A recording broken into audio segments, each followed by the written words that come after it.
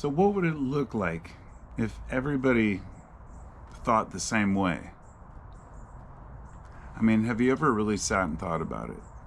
There are so many folks out there who are trying to convince other people to think the way they do. But can you imagine if there was absolutely no conflict about what truth is, what reality is? There are even people who think that that's a possibility, that in the future maybe we will have technology that'll allow us to understand each other, and everybody will be taken care of, and everybody will be happy. Some utopia. And I was thinking today, if you were in a utopia, would you even know it? So in other words, just like, many of the principles of Buddhism talk about that, but balance and the fact that you can't necessarily have the good without the bad and vice versa. So we have this life that we live, and in that life we face conflicts, we overcome them. The hero's journey, Joseph Campbell, there are many stories about it, archetypes, allegories, different passages, different religious and non-religious texts about it, sometimes just pondering existence itself. And amidst the journey that we take, pardon me, in this life, some of us choose to just close our eyes to the things that we see and feel, and we stick to one belief system, and others choose to continuously change their belief systems and structure as new information comes in. Sometimes the information's good, sometimes it's bad. Sometimes we have to revisit something we've believed for a long time, whether it be political, religious, ideological, which seems to dominate everything today. It's just ideology. But all of these things have polarities. If people feel very strongly one way, then there's always going to be a group that feels very strongly the other way. Almost always. I can't, I've been wanting to start writing these things down because I have an idea for a book talking about this idea that, within the polarities, the extremes, there's beauty in that. It's just like life and death, hot and cold. People will say, well, there's no such thing as hot, or no such thing as cold, it's just the absence of heat. And it's like, yeah, true, but, heat is the absence of cold, so it doesn't matter how you define it, no matter what you look at. Most things have some extreme polarity, and both polarities are useful. And it's funny to me that people spend so much time trying to convince others to think the way they do. Now, I understand some topics and subjects are very important. They need to be discussed. And, I had this kind of realization the other day, as my friend and I mentioned, we're saying that old, we were raised and told this term, this saying that would go around that you don't talk religion or politics or money at work, which is funny because I thought about how this idea has really been impressed upon people, especially over the last several generations, to just not talk about the most important issues in everyone's life out there. I mean, the money, obviously, to survive, and the religion, a lot of people, that's very important to them, their connection to God. But the politics, you may think, when people say politics, I think people are starting to understand it's not just, who's president and what Congress is passing. Politics are everything in our daily life. How we raise our kids, how we shop for groceries, and how we navigate this crazy world. And this leads me to the idea of the evil, the other, the one we point the finger at, something that I'm learning not to do as I get older. There are certain extreme people, for example, those who make the world miserable. And they're often the ones with the most means, the most money, the most power and influence. In fact, they usually are. This is changing with the landscape of the internet, of course. Now, anybody can become, recognized and wealthy enough to actually make an impact themselves, if they really feel strongly about it. The problem is that power corrupts. I have yet to see any instance in history where power didn't corrupt. Absolutely. And even when a government has the best intentions of their people in mind, They are humans making decisions for other people. And we need some sort of a hierarchy, some sort of a pyramid in order to survive in this world, because we always have had that. Within all animal groups, we have that. Within insect groups, we have that. There's a hierarchy because there needs to be order, because we are order amidst the chaos. There's hierarchy in the body. Certain things take precedence over others. And if we observe nature and we reflect back on ourselves, and we see how much human behavior is being manipulated everywhere, and everybody is being completely bullshitted by everyone else, not always on purpose, but because people are very likely to believe what other people say and then fall into a certain thinking pattern and belief pattern. And hey, it doesn't matter how smart you are. I've done this several times. Started believing something that sounded really, really promising, and then said, what were you thinking? Now, there are certain things that just stick with me, like the fact that humans are being manipulated by a small group of people. That's not, this idea it's a conspiracy theory. Yeah, it is. It's not a theory, it's conspiracy fact. Conspiracy is just when two or more people organize something in order to take advantage of others. I would think we have that on every corner. So, we live in a strange world where we have a vast majority of people leading productive, happy, contented at least, and honest, most important thing there, lives. And then we have a small segment of society that just completely runs amok and does whatever they want. And they are often the most revered people. And it's a conundrum trying to figure out whether or not this is just how it has to be in order for society to work at all, because we've always had tyrants. But that's only because I believe that there has to be, an up for every down. And if you have a bunch of, say gurus running around and prophets and preachers, and at least the good ones, that are trying to help other people to achieve some sort of enlightenment, whatever it may be for them, then there's always going to be the counter to that, if you will, the AntiChrists, because it's not a single thing or man that's going to be born. This has always to me been a metaphor. It can be anyone, any single person, but it can also be several different people wearing down the fabric of our society for their own advantage. And if you think about how much is being controlled, manipulated, the food, the air, the water. Food, water, and shelter are the three most important things. And food prices right now are going ridiculously high. It's not just because of inflation, because the products cost more to ship and gasoline prices. Wheat hasn't changed price much.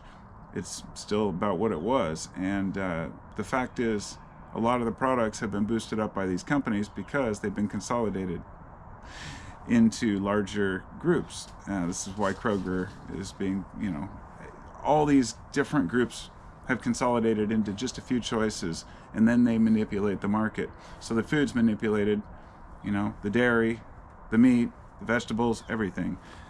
We have the water being manipulated, and then we have, people charging people for their own water in other countries because they can't do it here. But, we pay for our water, but it's a different story when a U.S., special interest group goes in and puts in a well with a padlock and says you have to pay to get water out of your own wells and drains their wells dry. That's another story altogether. But, and shelter, the most important thing that we need to survive. Beyond not being able to buy a house, a lot of people can't even rent a home right now because they can't afford it.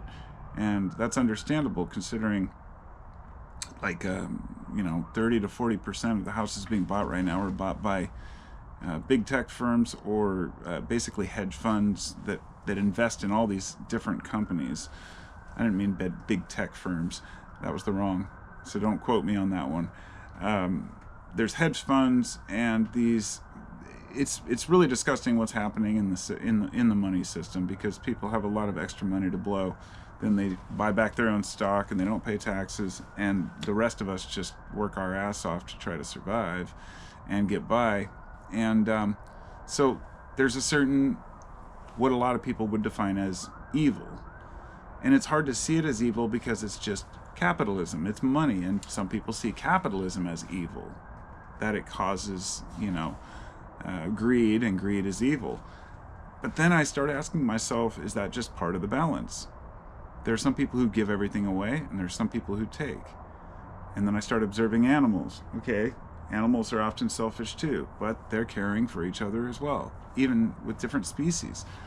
All the symbiosis and the different relationships we have with ourselves, each other, and nature, it just blows me away that we as humans cannot come to a consensus that it's okay to have a different opinion. We have to have civil discussions. We have to be able to sit down and process these things together.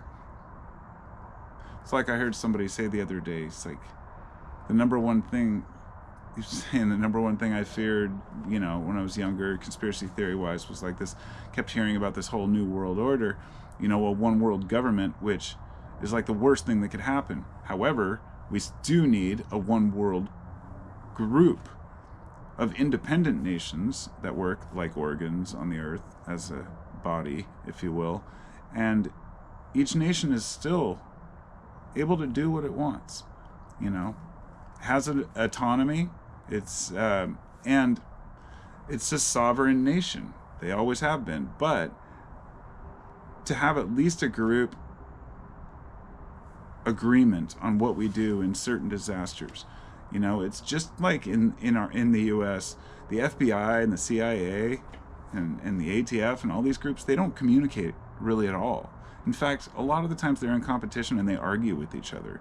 Like, so much taxpayer money is wasted on, this competitive drive by different agencies to get their budgets. And it's not like they're evil. They're just, doing what they think they need to do to get their budget. And it's just all these little things, people can't seem to work together and just say, well, let's make this work for everybody, not waste everybody's tax dollars on pointless wars and kicking indoors. The drug war, which cost probably trillions and got us absolutely no closer to any drugs being gone. In fact, that drug war went on for way too long, and drugs won. Cheers to that with my grape juice.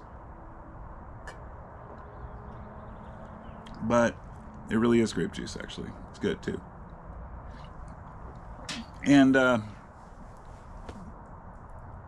we've seen a lot of shit go down in our lives, and we'll probably see a lot more shit go down in our lives. And it's really important that we're able to have civil discussions and sit at the round table and be adults. People have dealt with this long, for millennia. You have thousands of years of people trying to have, cities being built, cities crumbling, millions of people living in one area, then abandoning that area because of whatever it may be, war, the changing climate in the area, desertification, like anything can happen. And eventually every empire crumbles. The question is, what's left? And it's just people, and people matter. People are all that matter. Empires don't matter when you break it down to the fact that most people just want to live and be left alone. It's just that small group that makes it hard to live in this world, And yes, there's some bad players out there, absolutely. But it's butting heads and a constant rebounding off of each other. If a person, this goes back to what I said earlier about how most bad shit is something that happened in youth. We need to address, how to properly tell our kids not to be assholes, to put it very simply. And it doesn't mean that a few won't get through, but we need to be very aware of how we handle these things. The legal system needs an overhaul, but we also need to get certain people locked away. This is why the drug war failed. When you've got 30 to 40% of people or more, depending on the jail, in there for drugs, There's no room for the rapos. You know, I want to see the people who actually assault other people being locked away, and if they do it multiple times, to be locked away for a long time, because we don't need that in society. But it is hard because it's something else that, you know, my brother's keeper. We have these people locked away, out of sight, out of mind, bad conditions. I've been to jail. I know how bad it is. And what do we do about it all? And all of this shit just overwhelms us. We just have to remember that there's the positive and there's the negative. And if we can apply that to our own life, our own polarity for our personal lives, and see that some days I'm going to have a good one, some days it's going to be freaking rough. And that's just how it is. And you have to be okay with that. Because if you're not, you're just going to be fucking miserable. And there are a lot of people out there that are miserable. And they don't have to be. Doesn't mean there are a lot of people out there miserable that don't have a choice, of course. But a lot more people create their own misery by their own minds, the way that they think or choose to think. And I'm not saying that's their fault. It's often upbringing, it's influence. Who did you have in your life to urge you on to be a good person, to be a good man? How do you do that? Who's teaching you? You know? Who gave us life lessons? And I didn't have anybody growing up. My dad died when I was 14. He never really got a chance to, you know, he took me hiking and taught me about cleaning up my mess. He was really big on the outdoors. I definitely took away those values from him. So when I go camping, I pick up other people's garbage, and it's funny because I was like, their dads didn't teach them what my dad did, you know. But a lot of times people don't have those influences. And now we have too many influences. You know, guys like, oh God, I'm not even going to say his name. You know, the lady killers out there, you know, that think there's fucking alpha male complex. It's the alpha males are the most insecure people out there. Not ones who are truly alphas, like myself, but the ones who pretend to be alphas and have to talk about it all the time.